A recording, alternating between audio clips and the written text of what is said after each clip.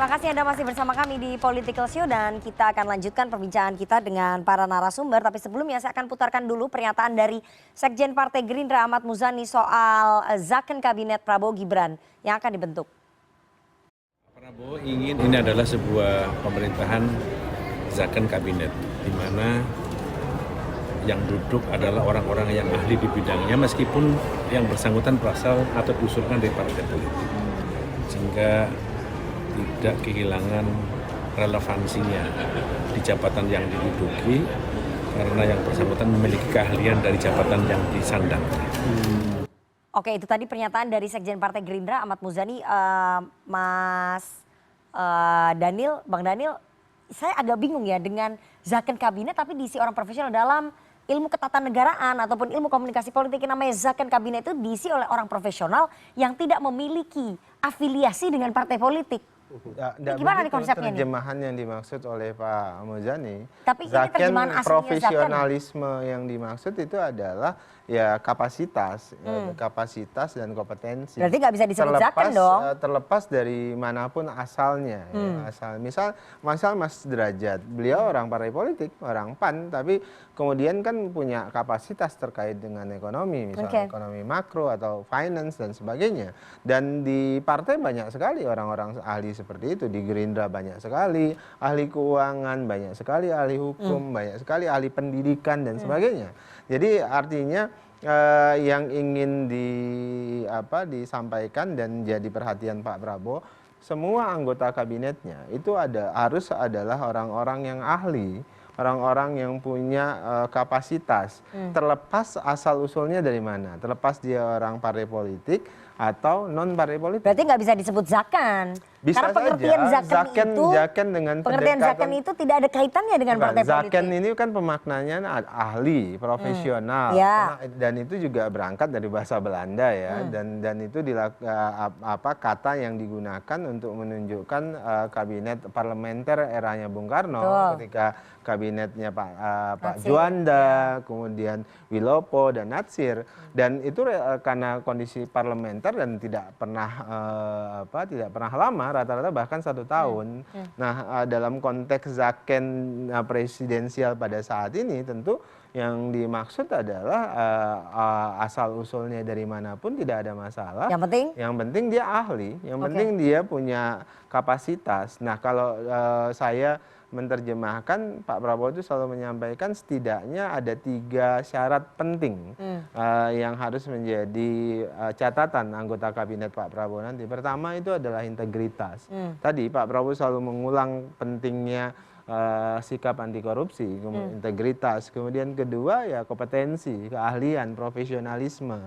Kemudian ketiga itu loyalitas. Nah, Pak Prabowo berharap tentu anggota kabinetnya itu loyal terhadap Pak Prabowo, tidak menunjukkan sikap double standar atau double loyalty, tapi ketika menjadi anggota kabinet loyalitasnya kerja untuk kepentingan rakyat dalam konteks kapal, maka kapten kapalnya itu adalah Prabowo Subianto atau Presiden Republik Indonesia. Kalau Anda katakan tadi ya soal loyalitas itu yang diutamakan oleh Pak Prabowo, bagaimana memastikan bahwa orang-orang yang nanti dipilih ataupun diusung oleh partai politik, meskipun mereka ahli, mereka loyalitasnya hanya untuk Pak Prabowo dan untuk negara.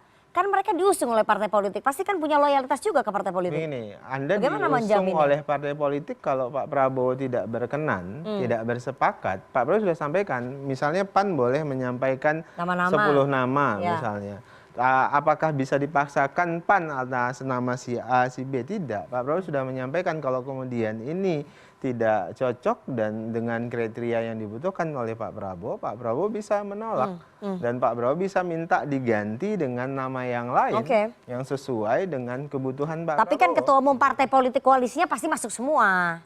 Itu mereka punya loyalitas terhadap partainya. Enggak ada. Semua orang yang masuk kabinet itu pasti takut ke presiden. Bahkan presiden bisa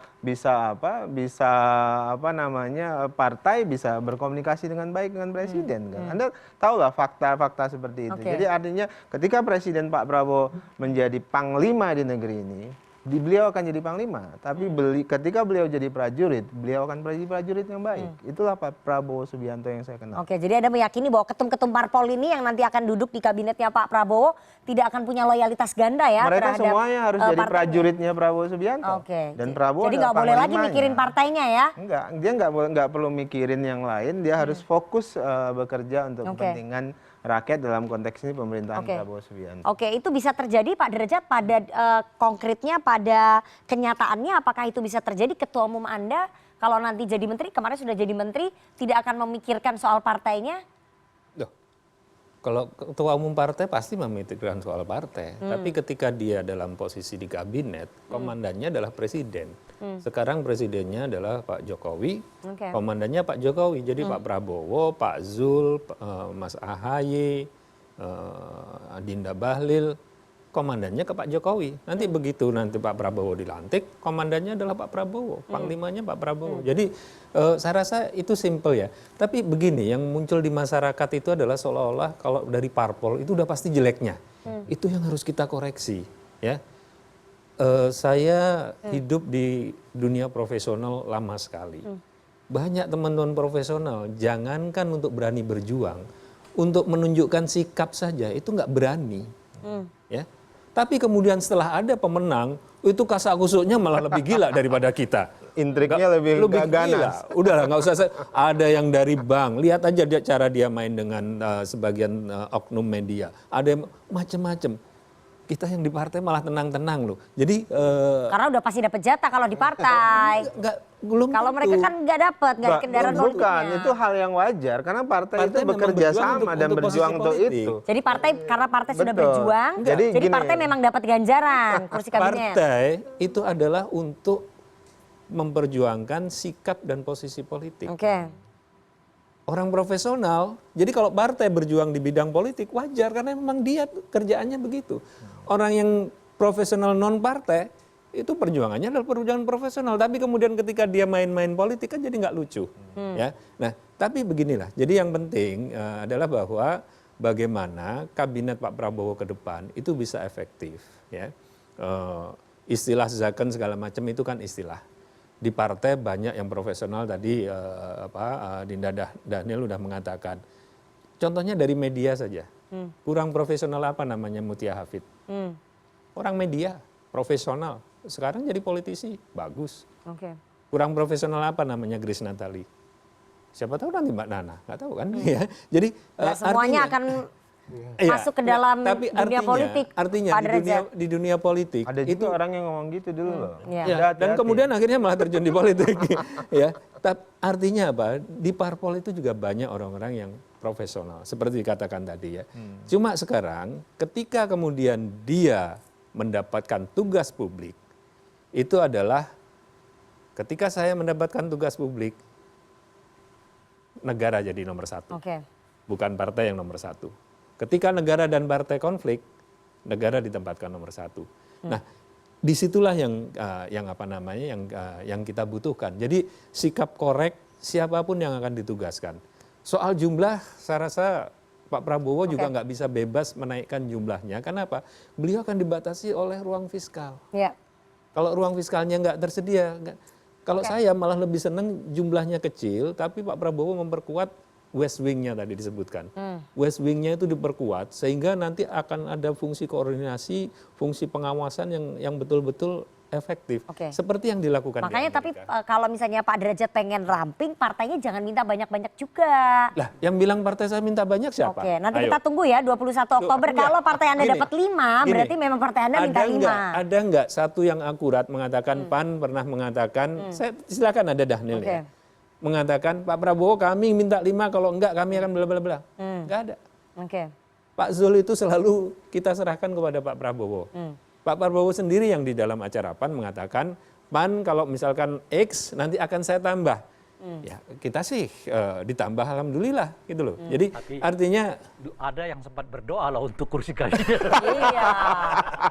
Ada loh yang sangat berdoa. Semoga PAN bertambah ya. Jadi kursinya loh. menurut saya itu suara hati langsung. Tapi kalau parpol memang berjuang untuk posisi politik, ya itu wajar. Betul. Jadi semua orang kalau mau duduk di kabinet harus lewat parpol gitu ya? Lah idealnya begitu. Oke. Kalau saya begini loh. Nggak harus. Yang idealnya perjuangan politik, jabatan politik itu dipilih melalui ya jalan politik begitu. Jadi jangan kemudian yang terjadi kan belakangan ini ada banyak free rider ya. Penumpang Jangan curhat gelap gitu dong. segala macam. Kok saya jadi Ini curhat? pendukung dari lama Bukan nggak yang- dapet apa-apa, yang baru-baru free rider itu udah dapet. Bukan itu. Kita- Kok kita- jadi semoga Pak jadi Prabowo ke dengar situ. ya. Maksud saya free kita rider itu bergeraknya gini adalah aja. orang yang di politik. Dia memang berjuang untuk politik. Saya Ya. memutuskan Masuk ke partai. keluar sebagai ASN, masuk ke partai politik karena perjuangan saya Betul. politik untuk luar yang luar besar. Nah, jangan sampai begini loh, organisasi yang bukan organisasi politik, perjuangannya tidak politik, misalnya Mainnya main agama, kemudian misalnya profesi, tapi mainannya mainan Ini maksudnya apa? politik, Relawan begitu. sama ormas. Bukan. Yang sekarang lagi Maksudnya, berebut. itu yang menurut saya berbahaya. Akhirnya nanti orang untuk tujuan politik itu jadi bergerak di ormas atau bergerak di di relawan. profesi dan sebagainya. Itu yang berbahaya. Kita udah bertukar-tukar nih tujuan kita, rusak semua sistem. Jadi saya pikir pendekatan yang kita pahami semua adalah kabinet ini kan hak tunggalnya presiden, hak prerogatif. Artinya cerita usulan dari partai, usulan dari ormas, usulan dari siapapun Relawan. itu sebenarnya tidak perlu didengarkan bahkan direspon oleh presiden terpilih. Presiden yang merasakan kebutuhannya apa. Jadi menurut pemahaman ketatanegaraan bahwa jumlah yang ramping seperti yang dijelaskan Pak Derajat tadi itu akan membantu presiden bekerja secara efektif. Tapi kan Pak Prabowo demokratis, ngajak oleh ngomong karena ketum-ketum itu- parpolnya. Ya, oleh karena itu kebutuhan partai itu disimpan saja di saku kiri. Yang perlu dikeluarkan adalah yang di saku kanan, yaitu saku kebutuhan presiden. Oke. Nah, selama ini seringkali partai kan bermain ya. Bilang ya kita serahkan kepada presiden terpilih. Itu di depan. Tetapi seluruh surat tuh jalan begitu Oke. ya. Nah, ini yang sebenarnya komposisi kebutuhan politik sama kebutuhan pemerintahan itu berbeda. Oke. Saya lebih tepat menyebutkan kabinet ini soal layanan kepada publik. Jadi bukan soal bagaimana partai atau bukan orang partai. Apa yang dibutuhkan presiden? Kalau memang ada orang partai yang layak dan mumpuni, ya masukkan orang partai. Tapi kalau belum ada orang partai, Jangan demi dipaksakan. kelancaran kabinet presiden, jangan dipaksakan juga. Nah, ini yang penting ada jatahnya. Pokoknya Golkar sebagai partai sekian-sekian harus segini. PAN jumlahnya harus begini. Yang lain juga harus begini. Kita kalau Ini dapat yang- bocoran namanya semua petinggi Ya, partai ini yang masuk semua, kayaknya. Ini yang disebut pemaksaan secara tidak langsung kepada presiden. Nah, di sini pula bukti presiden terpilih Prabowo Subianto menunjukkan kepada publik tidak satu pun kepentingan koalisi Bisa didikte politik ya. bisa mendikte dirinya. Dia harus tunjukkan bagaimana gambaran jumlah dan kerja-kerja kabinet bisa memperlihatkan bahwa kabinetnya ke depan akan efektif. Ingat, dalam tradisi sistem presidensial 100 hari akan menjadi patokan bahwa kerja kabinet betul-betul mumpuni atau tidak. Di sini bagi presiden yang terpilih menurut saya akan mengarah ke sana. Saya dari hari mengumumkan sampai 100 hari akan menunjukkan bahwa kerjanya betul-betul untuk layanan publik. Oke, Bang Rey, Anda lihat bahwa orang-orang yang tadi diklaim oleh Bang Daniel ya akan mengisi zakon kabinet ini orang-orang profesional, orang-orang ahli. Ini bisa tidak melepaskan diri dari kepentingan partai politik yang mengusungnya? Kayaknya agak sulit ya untuk percaya itu. Yang kemarin-kemarin aja jadi bancakan semua. Dari kasus Bansos, kasus Kementerian KKP, itu kan semuanya untuk kepentingan partai juga. Kesulitan kita di Indonesia ini antara definisi yang dikemukakan oleh para politisi dengan definisi umum itu kadang-kadang beda. Gitu. Jadi misalnya ketika diwacanakan zakon kabinet, yang kita pahami tadi seperti yang Anda sebutkan kan, dia profesional, dia ahli dan sebisa mungkin jauh dari partai politik kan. Itu yang kita pahami dengan zakon kabinet. Tapi oleh partai politik enggak itu maksudnya. Maksudnya itu ya bisa orang partai yang penting profesional di bidangnya. Atau profesional di-endorse oleh partai. Ya, nah oleh karena itu mungkin lebih tepatnya bukan zakon kabinet, ya kabinet profesional aja. Nah, kabinet profesional artinya kabinetnya ahli bidangnya masing-masing yang boleh dari mana saja pun berangkat. Sebab kalau kita sebut dengan zaken kabinet, yang terbayang oleh kita itu adalah oh ini kabinet yang agak jauh dari partai politik. Kan kira-kira gitu tuh. Di luar tentu yang sudah baku dia profesional, dia ahli di bidang dan seterusnya gitu. Nah itu yang pertama. Tapi menarik melihat mengapa Pak Muzani tadi mengungkapkan kata zaken itu gitu. Lepas dari soal apa sih yang dibayangkan dengan kata zaken itu, saya kira ini semacam ingatan kepada partai-partai koalisi bahwa agar mereka nanti dalam konteks untuk mengirim nama-nama jangan kadernya semua kabinet, gitu. Bukan, tapi harus memang berdasarkan pada pertama tentu kebutuhan, yang kedua pada orang yang dibutuhkan pada tempat yang sesungguhnya gitu. Jadi jangan sampai dikirim karena ya elit partai politik nggak memiliki keahlian apapun misalnya ya, lalu dikirim jadi calon anggota kabinet. Karena itu akan merepotkan Pak Prabowo sendiri. Ini akan ditempatkan di mana kan? Kira-kira gitu tuh ya. Nah itu mungkin semacam ingatan yang diberikan oleh Pak Muzani, yang boleh jadi itu juga disampaikan oleh Pak Prabowo. Itu sinyal berarti ya ke partai-partai. Supaya partai-partai janganlah karena dia mentang-mentang sekjen, wasekjen, ketum, waketum macam-macam lalu dikirim nama-namanya menjadi calon anggota kabinet gitu ya. Padahal ketika diseleksi misalnya nih Menteri Agama udah ada yang lebih ahli misalnya kan, Menteri Sosial ada yang lebih Menteri Komunikasi ada yang lebih, jadi repot dengan sendirinya gitu. Sehingga mau tidak mau apa yang disebutkan dengan kabinet zaken atau lebih tepatnya sebagai kabinet profesional tadi sebetulnya nggak tercapai. Karena pada ujungnya ya orang-orang ini masuk dengan berbagai sumber dengan pengetahuan yang berbeda ditempatkan yang nggak sesuai dengan sebetulnya pengetahuan mereka masing-masing gitu ya. Ya akibatnya yang terjadi apa ya kita harus membuat definisi baru yang disebut dengan zaken kabinet itu profesional. Kabinet profesional di Indonesia itu adalah ya bisa compang-camping mana-mana, yang penting diletakkan di tempat ya di ahlinya. Karena bukan di ahlinya ya mungkin kan ditempatkan dan seterusnya. Kalau tadi ada katakan. Nah oleh karena itu menurut saya tantangan terberat dari Pak Prabowo ini lagi-lagi adalah bagaimana beliau menciptakan kabinet yang zaken itu dituruti oleh partai-partai politik yang lain gitu. Sebab definisi ahli menurut partai itu juga beda.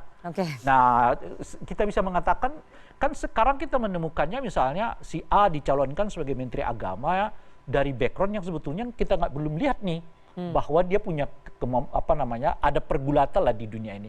Ya tinggal dikait-kaitkan saja, dia mantan anggota ini, mantan organisasi itu dan seterusnya gitu. Nah oleh karena itu menurut saya zaken kabinet yang diungkapkan oleh Pak Muzani tadi selain sebagai ingatan tapi lebih tepat menurut saya semacam utopia saja itu. Agak sulit. Pak Jokowi yang kita tahu sekalipun dari awal. Pada saat itu 50-50 ya, 50% profesional, 50% parpol.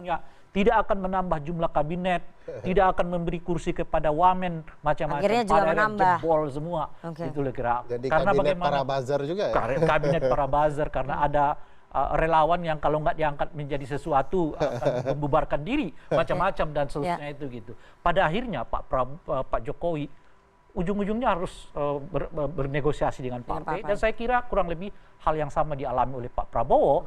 Indikasi menaikkan jumlah kabinet dari 34 ke 44 itu indikasi sebetulnya Pak Prabowo belum memiliki kekuatan yang cukup untuk menghadapi teman-teman koalisinya gitu.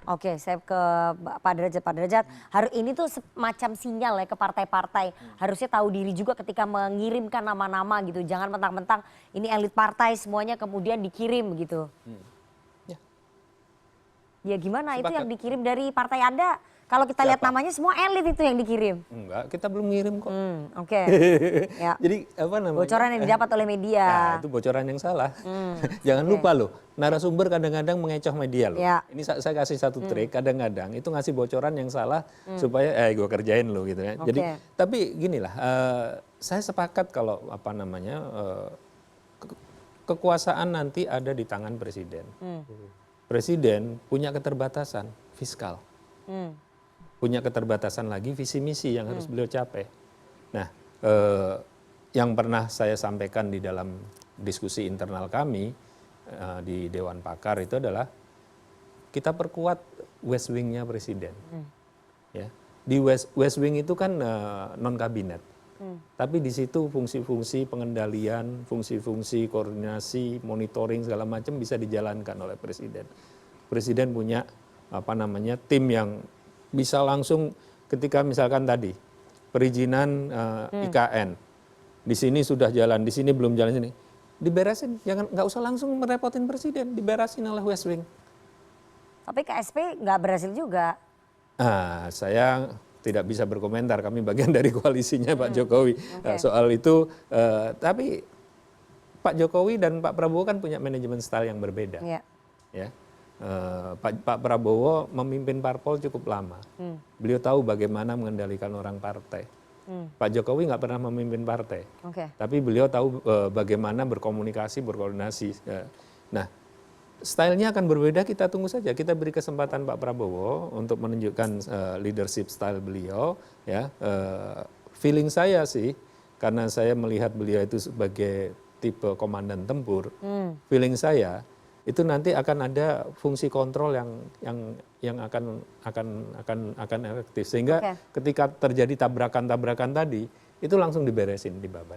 Saya setuju Mas Derajat. Itulah pertanyaannya. Mengapa sih harus menambah jumlah kabinet? Nggak cukupkah menambah badan-badan yang kita sebutkan itu tadi? Iya, Misalnya gitu. itu kan baru wacana. Iya, Yang sekarang sedang dibahas. Ya. Yang ditambah itu kan jumlah maksimalnya. Kebetulan saya dulu Pansus RUU Kementerian. Iya.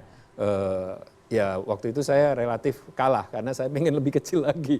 Waktu di RUU Pansus saya lebih kecil lagi, tapi kemudian komprominya ya kita kalau di partai politik kan kita harus kompromi. Komprominya 34. Mungkin nanti jumlahnya maksimalnya akan ditambah, tambah berapapun dibebaskan. Tapi realitasnya setelah Pak Prabowo mendengarkan berbagai masukan, bisa saja beliau memberikan lebih kecil, saya nggak tahu. Ya itu kan soal lain. Menurut saya perubahan aturan dari 34 ke 44 itu juga masalah. Nah bahwa kemudian Pak Prabowo apakah akan mengambil 34, 44 atau malah 32 itu hal lain, itu menurut saya. Sebab dengan 34 aja menurut kita udah gede banget tuh, udah besar banget. Ya, di dalam... Tapi kalau maksudnya tadi tuh misalnya akomodasi partai lah oke misalnya, nambahin aja badan-badan macam-macam dan seterusnya. Di dalam Undang-Undang Kementerian Negara itu ada kementerian-kementerian yang memang wajib ada. Iya. Ada kementerian-kementerian, ada yang kelompok 1, ada kelompok 2, ada kelompok 3. Nah, saya rasa itu adalah lebih untuk memberikan fleksibilitas kepada beliau. Ketika nanti Pak Prabowo sudah mengerucutkan bagaimana hasilnya, kita lihat saja nanti. Mbak, jadi aku potong sedikit. Silakan. Nomenklatur yang wajib ada itu yang disebutkan di Undang-Undang Dasar. Lebih dari itu, nomenklaturnya bisa diatur oleh Presiden untuk kebebasan Presiden. Ada yang sudah dipastikan, ada yang bisa dirubah. Ya, artinya kebutuhannya bisa ditentukan, lebih sempit sebenarnya. Pertanyaan besar kita, kenapa kebutuhan yang ada di tangan Presiden tunggal, kok kemudian ada rencana undang-undang ini ditambah? Motifnya apa? Tentu ada motif penambahan. Nah ini yang tidak disetujui oleh publik. Agar kerja beliau betul-betul mumpuni, jangan kemudian disandera oleh pembentuk undang-undang dengan membuka ruang lebar-lebar. Karena sebenarnya waktu zaman Pak Derajat mengubah itu di era Pak SBY menuju periode kedua, saya ingat betul bahwa publik ingin turun karena waktu itu jumlah kementerian ingin didorong lebih banyak oleh para partai. Tapi Presiden waktu itu tidak mau tersandera, dan ingin lebih kecil saja. Nah, tapi karena sudah pakai 34, negosiasinya ya tetap 34. Padahal ingin jauh sebenarnya. Jadi sekali lagi, jangan Presiden mau disandera oleh partai-partai. Ini juga menunjukkan kelas Pak Prabowo di titik awal. Dan kalau dibuka lebar, saya yakin mana sih partai yang tidak mau kursi kekuasaan di kementerian kan? Dan saya setuju ada kementerian yang perlu disederhanakan, ada West Wing yang perlu disederhanakan. Dan ini belum selesai Mbak Nana. Ada Mensesnek, ada KSP, ada Sekretaris Kabinet, sekarang ada yang baru komunikasi Presiden. Nah ini bertambah-tambah tidak efektif. Ada lagi utusan khusus Presiden, itu setingkat menteri. Iya, padahal cukup satu pintu saja selesai urusan gitu ya. Karena pasti orang-orang dekat Presiden di istana itu punya cabangnya, tetapi komandannya satu. Nah ini yang tidak terbiasa partai kita, menerima jatah sedikit gitu. Jadi Bang Daniel, ini harusnya menunjukkan Pak Prabowo menunjukkan powernya ini terhadap partai-partai, jangan mau tersandera oleh partai-partai yang minta banyak itu. Kan partai-partai nggak ada yang mau.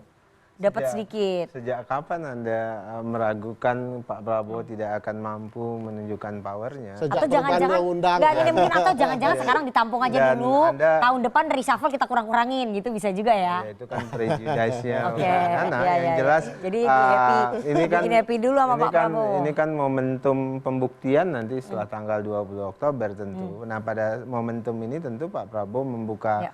diri untuk mendengarkan apapun aspirasi yang disampaikan, dan proses menuju institusionalisasi jumlah kabinet berapa nanti dan sebagainya itu masih dalam prosesnya. Jadi yang jelas Pak Prabowo dalam posisi bagaimana caranya agar 5 tahun ke depan beliau bisa akseleratif, itu intinya. Oke, baik. Kita nanti akan tanya ke teman-teman mahasiswa bagaimana tanggapan mereka dengan rumor jumlah kementerian Pak Prabowo mencapai 44 dan berpotensi menyedot anggaran negara yang berasal dari duit pajak rakyat. Tapi kita harus jeda terlebih dahulu, jangan kemana-mana, bersama kami di Political Show.